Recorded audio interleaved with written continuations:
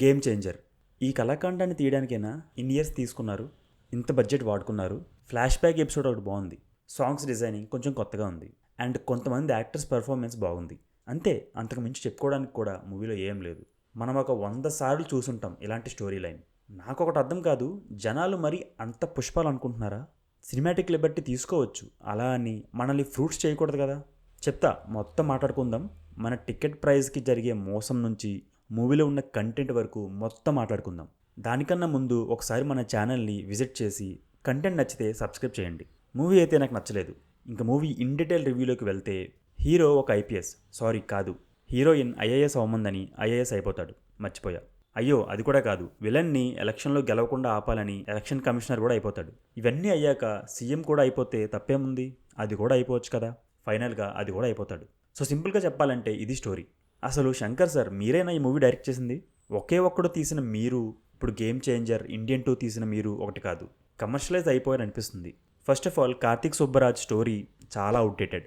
రామ్ చరణ్ గారి యాక్టింగ్ బాగుంది కాబట్టి, అండ్ చాలా రోజుల తర్వాత స్క్రీన్ పైన చూస్తున్నాం కాబట్టి మేబీ మూవీని చూడగలిగాం అనుకుంటున్నా.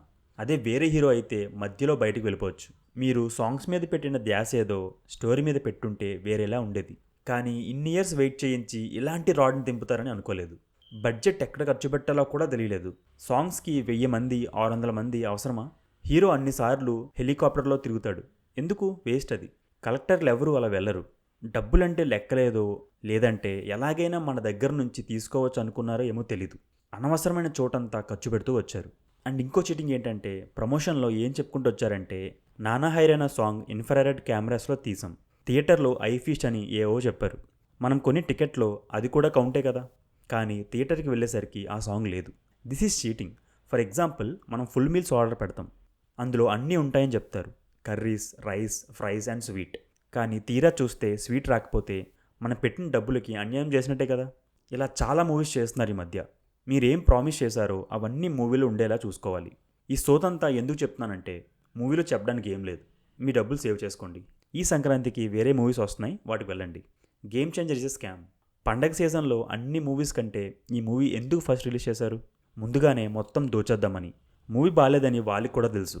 దిల్ రాజు చేతుల్లో ఉంది కాబట్టి, అండ్ ఈ మూవీ దిల్ రాజు ప్రొడక్షన్ కాబట్టి ముందుగా రిలీజ్ చేశారు. ఇంకా మూవీ విషయానికి వస్తే, ఎస్జే సూర్య ఈజ్ ఎస్జే సూర్య. ఏంటి సుధా వీడు, అదే సేమ్ అదే ఉంటుంది ఇందులో కూడా. రామ్ చరణ్ కోసం ఒక్కసారి వెళ్తా అంటే టికెట్ రేట్స్ తగ్గాక వెళ్తే మంచిది. సో ఇది game changer review. It's just my opinion. మీరు ఎవరికైనా నచ్చితే కింద కామెంట్ చేయండి. మా రివ్యూ కనుక మీకు నచ్చినట్లయితే ఈ వీడియోని లైక్ చేసి మీ ఫ్రెండ్స్కి షేర్ చేయండి. మా ఛానల్ని సబ్స్క్రైబ్ చేయండి. Thank you.